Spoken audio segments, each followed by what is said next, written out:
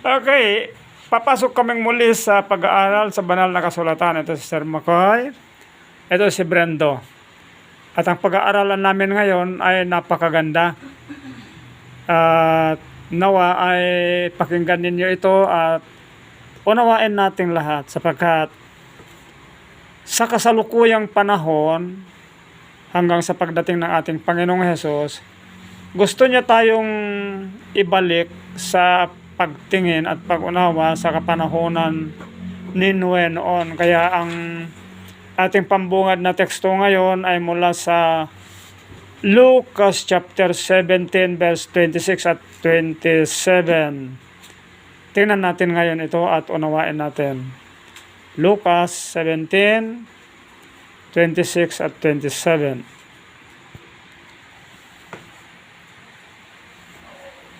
Lucas 17, 26, 27.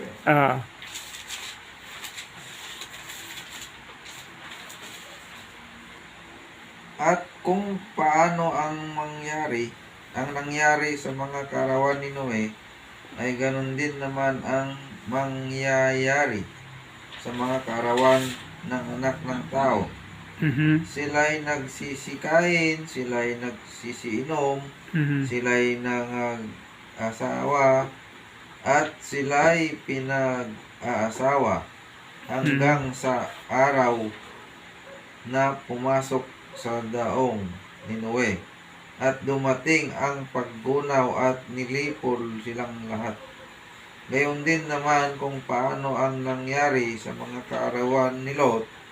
Sila'y nagsisikain, sila'y nagsisiinom, sila'y nagsisibili, sila'y nangangabili, bibili, sila'y nangangagtatanim, sila'y nangagtatayo ng bahay. 29. Datapwat ng araw na umalis sa Sodoma si Lot, ay umulan mula sa langit ng apoy at asupre at nilipol silang lahat. Ngayon din naman ang mangyayari sa araw ng anak ng tao ay mahayag. Okay, so ito yung sinalita ng ating Panginoong Hesus mismo. Kung paano daw ang kapanahonan ni Noe noon, na habang ginagawa ni Noe, pinagawa ng ating Panginoong Diyos ang arka kay Noe, ibinabalita din ni Noe ang magandang balita para sa kaligtasan sana nilang lahat. Matagal na panahon na ginawa niya ang arka. Ngunit, ang malaking katanungan, bakit si Noe lamang ang naligtas at ang kanyang sangbahayan? At sinabi ng Panginoon na kung paano yung kapanahonan ni Noe noon ay ganun din ang panahon pagdating ng anak ng tao. Kung nung panahon ni Noe ay nalihis silang lahat, nawalan sila ng pananampalataya sa Panginoon, sinunod nila ang kanilang layaw lamang, o siguro mga pangulo siguro noon, namumuno sa kanila ang kanilang sinunod. Hindi na unawaan yung mga sinasabi ni Noe sa kanila. Ganon din ngayon. So kung titingnan natin ang panahon ngayon, ang mga tao ngayon ay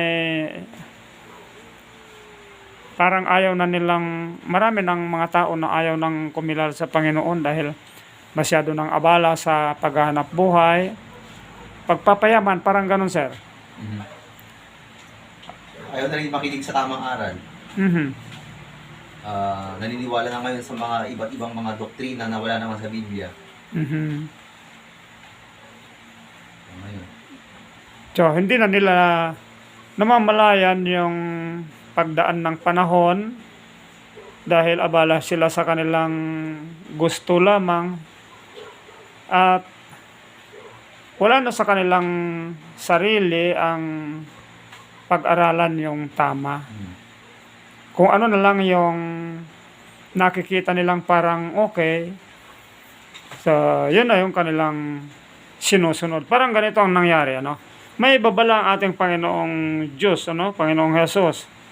At meron siyang sinabi sa Matthew chapter 7 verses 13 at 14. Tingnan natin ito, upang lalong lumawak yung pangunawa natin dito sa panahon noon at panahon ngayon. Kayo'y magsipasok sa makipot na pintuan, sapagkat maluwang ang pintuan at malapad ang daang patungo sa pagkapahamak, Mhm. at marami ang dooy nagsisipasok. Mhm. Sapagkat makipot ang pintuan at makitid ang daan patungo sa buhay, at kakaunti ang mga nangakasumpong noon. Okay. So, dito ngayon, kung titingnan natin yung panahon ni Noe, Kakaunti. talagang napakahirap yung kanyang panahon. Talagang tindi yung pinagdaanan niya, yung pagsubok sa kanya na ang lahat siguro ng kanyang mga ari-arian, nawala lahat siguro sa paggawa niya ng arka. Sa loob ng napakahabang panahon, kahit mayaman man siya, talagang inubos niya ang kayamanan niya, o lahat ng mga ari-arian siguro, sa paggawa ng arka. Dahil Panginoong Diyos ang nagsasabi sa kanya na dapat niyang gawin para sa kanyang kaligtasan. Ang malaking katanungan, kung hindi kaya ginawa ni Noe yung arka, naligtas kaya siya at ng kanyang pamilya, Brendo? Hindi. Kasi inutos yun sa kanya, tapos hindi niya ginawa. Mhm. Ano na yun? Disobedience na yun. Okay. Kahit matuwid si Noah, hindi niya siya iniligtas kung hindi sumunod si Noah. Matuwid siya nung wala pa yung utos. Mhm. Pero kung hindi niya sinunod pero kung andyan na yung utos at di niya sinunod, hindi na siya magiging matuwid. Ayun, tama, no?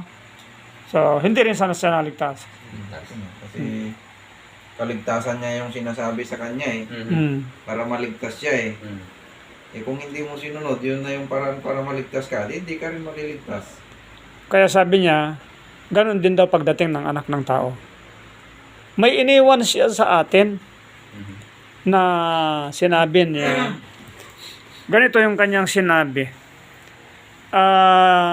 Sa aklat ni Juan, chapter 14, verse 12, meron siyang sinabi dito na maganda. Katotohanan sinasabi ko sa inyo, ang sa akin ay sumasampalataya, ay gagawin din naman niya ang mga gawang aking ginagawa, at lalong dakilang mga gawa kaysa rito ang gagawin niya, sapagkat ako'y paroroon sa Ama. Okay, so maliwanag dyan sa teksto na yan na may iniwan tayong halimbawa ang ating Panginoong Hesus.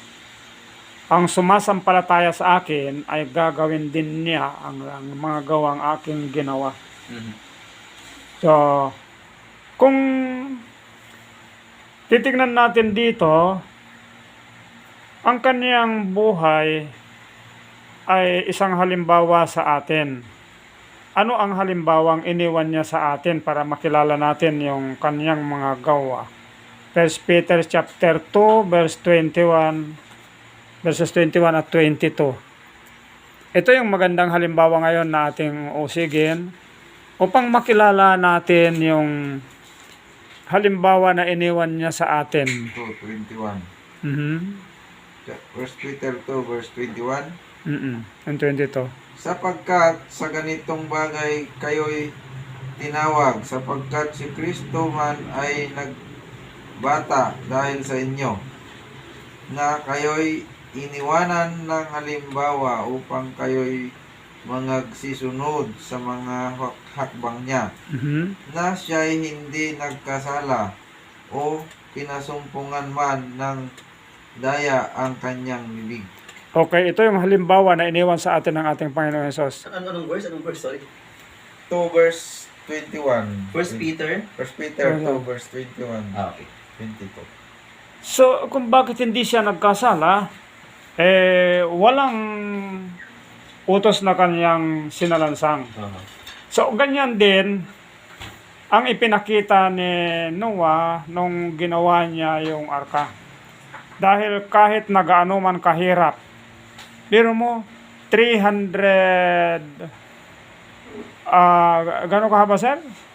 300 siko ang haba, 50 siko ang lapad, 30 siko ang taas niya. At yun ay ginawa niya ng napakahabang panahon. Kahit gaano man ang hirap na kanyang dadanasin, nakahanda siyang gumawa, magsakripisyo para lang hindi siya magkasala. Sinusunod niya talaga ang Panginoon kahit na ano pa man ang kaniyang magiging hirap na daranasin, gaano man katagal ang gawain yan, gagawin niya para sa kanyang kaligtasan. So dito ngayon sa panahon natin, hindi tayo pwedeng magsabi na mahirap ang anumang bagay na sinasabi ng Panginoon ngayon na pagsunod sa Kanya. Kailangang sumunod tayo sa Kanya. Sabi niya, ang mga gawang ginawa ko, kung sino man ang sumasampalataya daw sa Kanya, gagawin din niya ang mga gawang ginawa niya. So dito, nandyan talaga ang pagtupad sa mga kautusan ng ating Panginoong Diyos. Sa Kanya lamang tayo titingin, sa Kanya lamang tayo kukuha ng halimbawa. Sa Kanya lamang tayo mag-aaral. Sa Kanya lamang tayo makakakuha ng tamang aral at doktrina na siya nating dadalhin sa pagdaan natin sa Kanya. Bagat siya nga ay am the way, sabi niya, para dapat lamang na sundan nga natin siya. Hindi kasi pwedeng naniniwala ka. Hindi kasi pwedeng naniniwala ka pero hindi mo gagawin yung kanyang kagustuhan eh. Tama. Parang yung John 14:12 na binasa natin, katotohanan ng sinasabi ko sa inyo, ang sa akin ay sumasampalataya ay gagawin din naman niya ang mga gawang aking ginagawa. Oo. So, hindi lang faith. Faith plus works talaga. Talaga. Yun yung kaligtasan. Yun yung kaligtasan. Tama. Yun ang katauhan ni Noah. Yun yung katauhan. Kaya dapat din ngayon, sa pagbabalik ng ating Panginoong Hesus, yun ang magiging katauhan natin. Kapares natin, magiging kapares natin sana si Noah sa pagsunod sa kanya at pananampalataya. At dito sa Matthew 7:13-14 kanina, hindi talaga pinangako ng Panginoon na pag sumunod ko sa kanya magiging maganda ang buhay eh. Oo. Makipot ang pintuan eh. Di ba? So, sabihin, andun yung pagtitiis. Nandun, pag-iingat. Pag-iingat.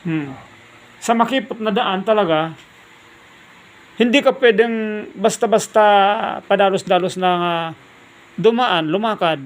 Kinakailangan tignan mo lahat. Ano ba ang aking daraanan? Hindi hayahay. No, hindi hayahay. May pagpupursige. May pagsasakripisyo. Maging matiisin ka. Mm. Titiisin mo yung hirap. At ubod ingat talaga. At inaalam yung may doktrina ba o kaya may kautusan ba sa lakad na ito? No? Sa daang ito. Hindi ka pares doon sa maluwang, kahit nga magtambili-tambling ka sa maluwang, dalhin mo lahat ang gusto mong dalhin, makakadaan ka. Madaan ka. Ngunit ang dulo pala ay kapahamakan. So, ganun. Mahirap talaga. Parang si Noah nga, mahirap. Ilang taon niya ginawa yung arka. Lahat ng pag-aari niya, malamang binenta niya. Oo. Ginawa niya lahat ng kanyang makakaya kahit mahirap. Oo. Kasi alam niya yung dulo nun, kaligtasan. Tama. Yun yung maganda. Oo. Oo. Kaya, pero dun sa maluwang na daan, parang walang bawal kahit anong gusto mo, magagawa mo. So, yan. So, ang makipot na daan siya ang dinaanan ng ating Panginoong Hesus na ipinakita sa atin, ubod ng ingat, pagpapakumbaba at lahat. At ginagamitan yan ng karunungan upang makilala niya ang bawat daraanan niya kung ano yung nararapat at hindi nararapat. At di ka mawawala kasi andyan yung guide natin, andyan ang Biblia. Tama. Andyan ang guide natin. At kung kailan na lalong mahirap ang dinadaanan, lalo naman tayong kumakapit sa Panginoon dahil nakikita natin na, Panginoon, huwag mo akong pabayaan. Baka mayroon akong hindi makilala. ipakilala mo sa akin, ipaunawa mo sa akin, upang huwag akong maligaw ng landas. Ang ganda nitong pinag-aralan natin, ano? Napakaganda ito. Kaya nga pag nahihirapan tayo, talagang siya lang talaga yung pag-asa natin eh. Hmm. Kasi kung tao lang din yung hingan mo ng tulong, parehas lang kayong tao eh. Wala, kapahamakan lang kung tao. Oo. Lalo na Kapahamakan kung lang. yung taong yun, hindi magagaling sa Biblia, ipapayo niya sa'yo. Oo. Mabuti sana kung yung taong yun, ang ipapayo niya sa'yo, Biblia, halika, magbasa tayo ng Biblia. Kung sabihin niya, alika, magbasa tayo ng Biblia, yan ang maganda. Nandyan yung kasagutan ng ating mga problema. Oo. Palalakasin niya tayo. Oo. So, mga kapatid, napakagandang pag-aaral na ganito kasi sa pag-aaral nagpapalakasan ng pananampalataya sa pagbabasa ng Biblia. Sana huwag niyo kaming pabayaan dito, ano? Sana samahan niyo kami sa pag-aaral sa inyong pakikinig. Tinihiling namin na magkaisa tayo sa puso't damdamin na sa ating Panginoong Hesus lamang tayo susunod at wala nang iba. Pagpalain tayong lahat ng ating Panginoong Hesus. Magandang oras sa ating lahat.